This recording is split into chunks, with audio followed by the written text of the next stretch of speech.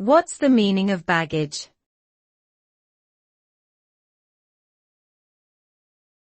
Baggage.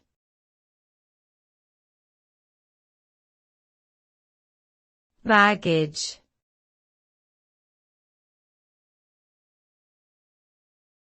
Baggage.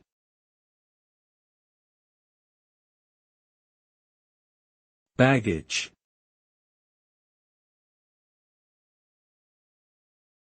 Baggage refers to the belongings and personal items that a person carries with them when they travel.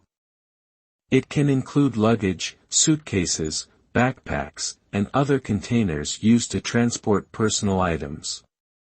Generally, baggage includes anything that a person takes with them on a trip, such as clothes, toiletries, and electronics.